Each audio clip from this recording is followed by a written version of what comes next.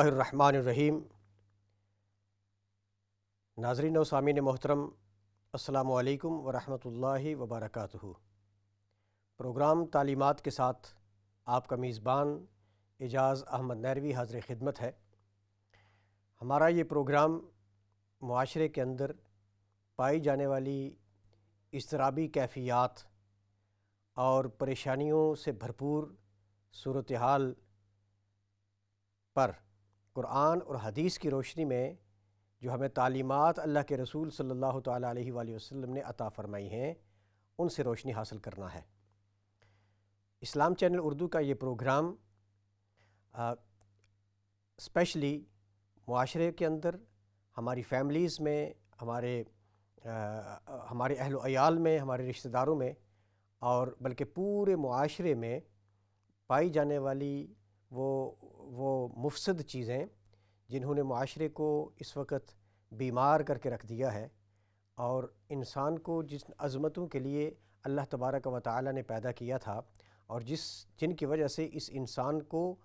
فرشتوں سے افضل ہونے کا اعزاز اللہ تبارک و تعالی نے عطا فرما رکھا تھا، وہ اعزاز چھن چکا ہے۔ اور وہ بیماریاں کیا ہیں کہ دین اسلام پر کما حق ہو عمل درآمد نہ کرنا، اور ان کی وجہ سے ہمارے اندر بہرا روی کا آ جانا، اور یہی وہ کیفیات ہیں کہ جن سے آج مسلم معاشرہ پوری دنیا میں پریشانی اور اضطراب کی کیفیت میں ہے۔ ناظرین و سامعین محترم، آپ اس پروگرام میں ہمیں سوال کر سکتے ہیں فون کالز کے ذریعے۔ ہماری فون کالز بھی اوپن ہو رہی ہیں، اور آپ اپنے فون کالز کے ذریعے ہم سے پوچھ سکتے ہیں ہمارے موضوع سے ریلیٹڈ سوال، یا اس کے علاوہ دین سے متعلق کوئی بھی سوال ہو۔ انشاءاللہ العزیز ہم کوشش کریں گے کہ قرآن و حدیث کی روشنی میں ان کے جوابات آپ حضرات کی خدمت میں پیش کیے جائیں۔ ہمارے آج کے پروگرام کا جو عنوان ہے وہ ہے صلہ رحمی۔ اللہ تبارک و تعالیٰ کے محبوب صلی اللہ تعالیٰ علیہ وآلہ وسلم نے جس دین کی تبلیغ فرمائی، وہ دین وہ ہے جو اللہ تبارک و تعالیٰ نے 1,24,000 کم و بیش انبیاء علیہم السلام کو عطا فرمایا، اور پھر آخری نبی تاجدار کائنات حضرت محمد الرسول اللہ صلی اللہ تعالیٰ علیہ وآلہ وسلم کو اس دین کا آخری پیغمبر بنا کر، آخری پیغام رساں بنا کر، اور نبوت کے دروازے کو بند کر کے آخری نبی کو یہ پیغام دے کر بھیجا، تاکہ بنی نوع انسان تعلیمات مصطفی صلی اللہ تعالیٰ علیہ وآلہ وسلم سے خیرات حاصل کر کے ان کی روشنی میں اپنی زندگیوں استوار کریں، اور ان کی زندگیوں میں جو فساد برپا ہوتا ہے اس کا خاتمہ ہو سکے۔ آج کے ہمارے پروگرام میں صلہ رحمی۔ صلہ رحمی کیا ہے؟ عربی زبان کا ایک لفظ ہے وصالہ۔ وصالہ یاسلو کا مطلب ہوتا ہے جوڑنا، ملانا، پہنچنا۔ آپ کہتے ہیں وصول کرنا، کوئی چیز کسی کو پہنچے، وصول ہو گئی، تو یہ وصالہ۔ تو وصالہ کسی چیز کا کہاں کسی جگہ پہ پہنچنا، کسی جگہ کا جڑ جانا، اس کا مطلب ہوتا ہے وصالہ یاسلو۔ اور وصالہ یاسلو کا مطلب ہوتا ہے پہنچنا اور جڑ جانا۔ اب رحم کیا ہوتا ہے؟ رحم یہ ہوتا ہے کہ اس کا جو ترجمہ یہ بیان کیا گیا ہے کہ رشتہ داری۔ جس طرح قرآن مقدس کے متعدد مقامات پر رحم کا لفظ استعمال کیا گیا ہے، اور اس کا مفہوم یہ ہے رشتہ داری۔ اب آپ غور فرمائیں کہ جو ایک انسان ہے، اس انسان کے اندر 360 جوڑ ہیں، اور جب وہ 360 جوڑ آپس میں جڑتے ہیں تو انسان بنتا ہے، اور اگر ان کے اندر کسی طرح کی خلا واقع ہو جائے تو اس انسان کی جسمانی کیفیت وہ نہیں رہتی، بلکہ اسے تکلیف محسوس ہونے لگتی ہے۔ اسی طرح معاشرے کے اندر جس طرح جسم کو جوڑنے کے لیے کچھ جوڑ ہیں، ان جوڑوں کی وجہ سے جسم جڑتا ہے اور جسم معرض وجود میں آتا ہے، اسی طرح جب معاشرے کے بھی کچھ جوڑ ہیں، اگر وہ جوڑ آپس میں صحیح طریقے سے جڑ جائیں گے تو معاشرہ تشکیل پائے گا۔ اب جب ہم اس معاشرے کی تشکیل کے حوالے سے ان جوڑوں پر بات کرتے ہیں تو وہ جوڑ کیا ہیں؟ وہی جوڑ ہیں جن کو رشتہ داری کہتے ہیں۔ صلہ رحمی یہ ہے کہ ہم اپنے رشتوں کو جوڑیں۔ صلہ رحمی کا لفظی ترجمہ رشتوں کو جوڑنا، اور اس کا متضاد آتا ہے قطع رحمی۔ تو قطع رحمی سے بچنا اور صلہ رحمی اختیار کرنا، یعنی رشتوں کو جوڑنے کی کوشش کرنا۔ حضرت انس بن مالک رضی اللہ تعالیٰ عنہ سے مروی ایک حدیث پاک، بخاری شریف میں بھی اس حدیث پاک کا ذکر موجود ہے۔ اللہ کے نبی علیہ الصلوۃ والسلام نے فرمایا کہ جو پسند کرتا ہے کہ اس کا رزق وسیع ہو جائے اور اس کی عمر میں برکت آ جائے، اسے چاہیے کہ وہ صلہ رحمی کرے۔ صلہ رحمی اپنے رشتہ داروں کے ساتھ، اس معاشرے کے وہ افراد جو آپ کے ساتھ جڑے ہوئے ہیں، اس جوڑ کے اندر کسی طرح کی کجی کمی کو روکنا تاکہ وہ جوڑ ٹوٹنے نہ پائے، قطع رحمی نہ ہو، رشتے جڑتے چلے جائیں۔ اور جب رشتے جڑتے چلے جائیں گے تو اللہ تبارک و تعالیٰ کے محبوب نے فرمایا کہ جو پسند کرتا ہے کہ اللہ تبارک و تعالیٰ اس کے رزق کو وسیع کرے اور اس کی عمر میں برکت عطا فرمائے تو وہ صلہ رحمی کرے، یعنی رشتوں کو جوڑنے کی کوشش کرے۔ اب یہاں جو سب سے زیادہ قابل غور چیز ہے وہ یہ ہے کہ رشتوں کو جوڑنے سے عمر میں اضافہ، رشتوں کو جوڑنے سے رزق میں برکت۔ اب غور کیا جائے تو ایک انسان کی سب سے آخری اور بڑی خواہش یہ دو خواہشیں ہیں۔ مثلاً یہ کہ انسان جتنی دولت زیادہ آ جائے، انسان یہی کہتا ہے کہ اور آ جائے، اور آ جائے، اور آ جائے، یہاں تک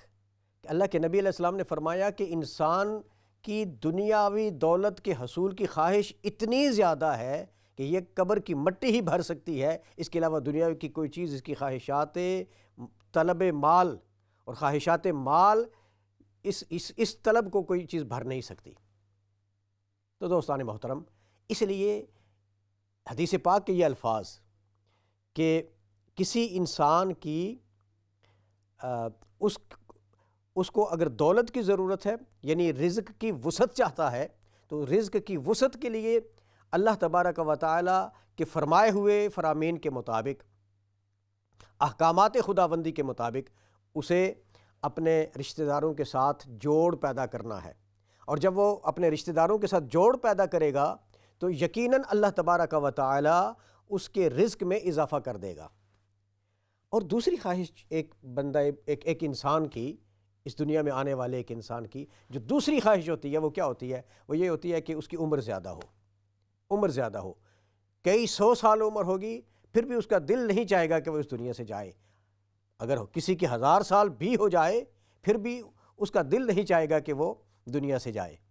اب اللہ کے نبی علیہ الصلوۃ والسلام کا یہ فرمانا کہ اگر کوئی اپنی عمر میں اضافہ چاہتا ہے تو وہ اسے چاہیے کہ وہ صلہ رحمی کرے۔ اب اس پر جو تبصرہ کیا گیا ہے علماء کرام نے وہ مختلف تبصرے ہیں، اور اس میں سے سب سے زیادہ خوبصورت تبصرہ یہ ہے کہ جو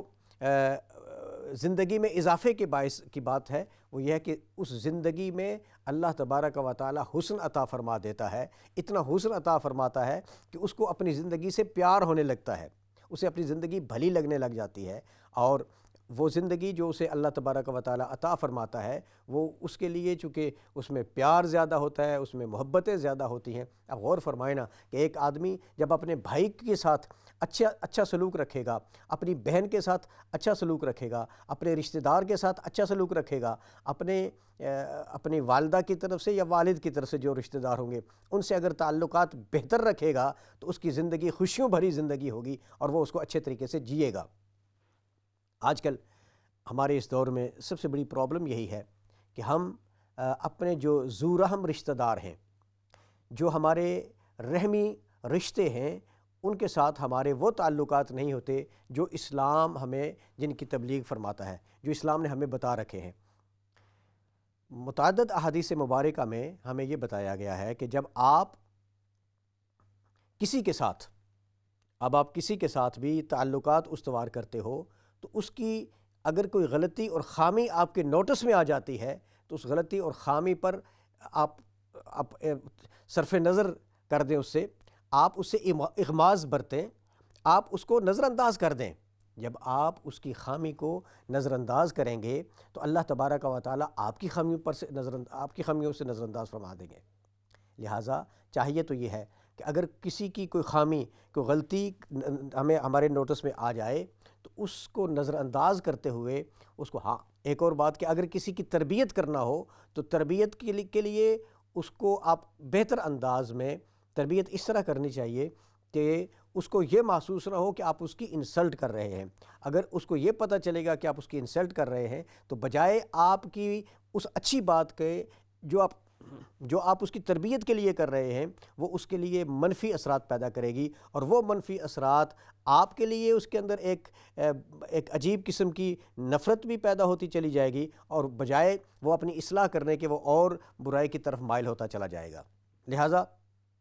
اگر کسی کی کوئی غلطی ہم دیکھیں تو اس کی غلطی کی اصلاح کا طریقہ یہ ہے کہ ہم اسے بہتر انداز میں مشورہ دیں، تنہائی میں مشورہ دیں، لوگوں کے سامنے یا محفل میں یا اس طرح کر کے اس کی انسلٹ کر کے اگر اس کی ہم اصلاح کریں گے تو وہ اس کے لیے بہتر نہیں ہوگا۔ دوستان محترم، اللہ تبارک و تعالیٰ کے محبوب صلی اللہ تعالیٰ علیہ وآلہ وسلم نے یہ جو رشتہ ہے، اس رشتہ داری ہے، اس کو جوڑنے کے جو احکامات ہمیں دیے ہیں، اور ان قرآن کی روشنی میں اور حدیث طیبہ کی روشنی میں یہ جو جوڑے جانے والے ہیں، ان میں جو رشتہ ہوتا ہے اس کے لیے ایک اللہ تبارک و تعالیٰ کے ایک بہت حدیث قدسی کا ایک مفہوم میں آپ کی خدمت میں عرض کرنا ضروری سمجھتا ہوں کہ فرمایا گیا کہ اللہ تبارک و تعالیٰ نے جب رشتے پیدا کیے، تعلقات پیدا کیے، اور ان تعلقات کو پیدا کرتے ہوئے ایک تعلق جو تھا، ایک رشتہ جو تھا وہ عرش کا ستون پکڑ کر کھڑا تھا۔ جو تعلق تھا وہ ستون پکڑ کر کھڑا تھا عرش کا۔ تو وہ عرض کرنے لگا کہ یا اللہ، یہ ایک پناہ طلب کرنے والی جگہ ہے، اور میں یہاں کھڑا ہو کر تجھ سے پناہ طلب کرتا ہوں۔ اللہ تبارک و تعالی نے ارشاد فرمایا کہ تو جو پناہ مانگنے والی چیز ہے، تو رشتہ داری ہے، تو رشتہ داری ہے۔ اور وہ جو رشتہ داری تھی اس کو کہا کہ چونکہ تو رحم ہے اور میں رحیم ہوں، یعنی تیرا اور میرے نام کا میرا ایک صفاتی نام رحیم ہے، تو میرا جو رحیم نام اور تیرا جو نام ہے اس کا مادہ ایک ہے۔ اب چونکہ تیرے اندر میری وہ صفت موجود ہے، وہ صفت رحیمی کی، تو رشتے کو یہ کہا، رشتہ داری کو یہ کہا کہ جو شخص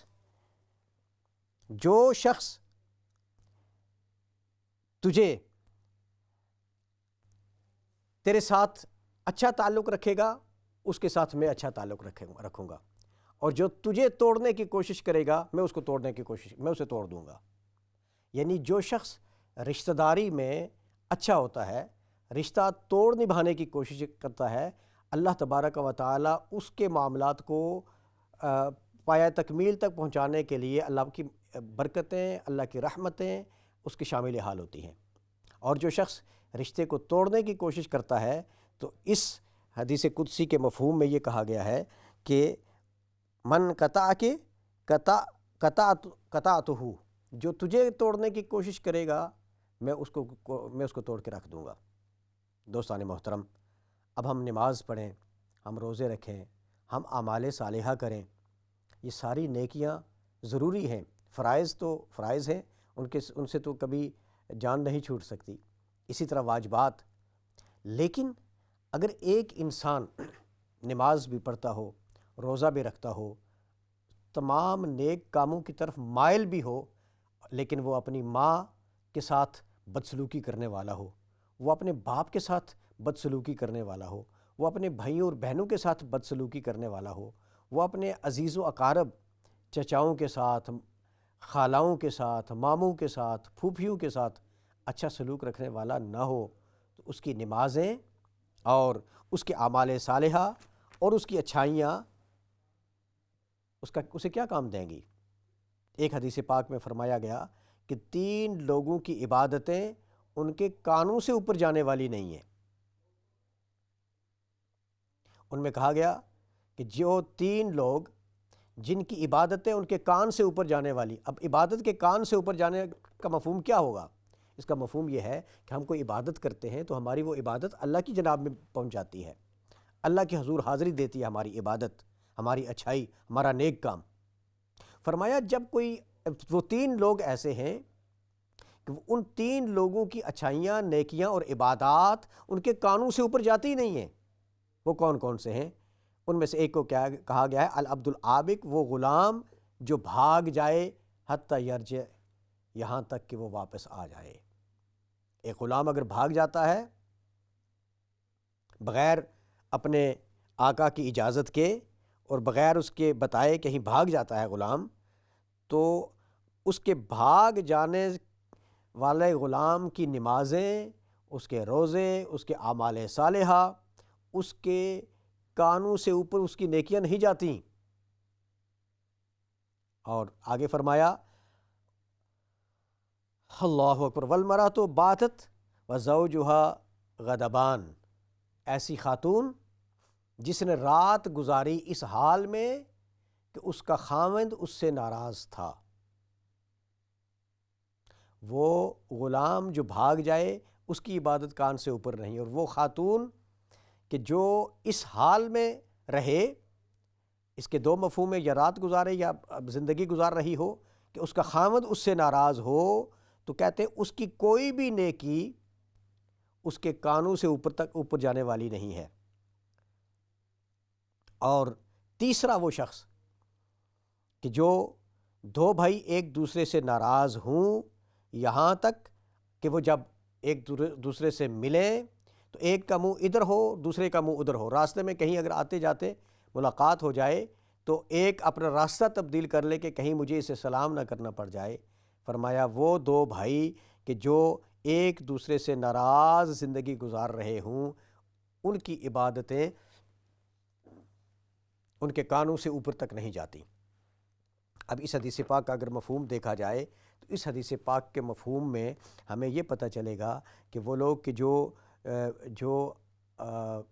اپنے تعلق کا خیال نہیں رکھتے، اپنے ذو رحم رشتوں کا خیال نہیں رکھتے، اپنے اور انفارچونیٹلی کچھ ایسی معلومات آتی ہیں، مجھے میرے ایک انتہائی قابل احترام دوست اور بھائی، اللہ انہیں جزائے خیر عطا فرمائے، انہوں نے کچھ مجھے واقعات سنائے تھے اور یہ کہا تھا کہ اس پر ضرور بات ہونی چاہیے کہ ایک بیٹا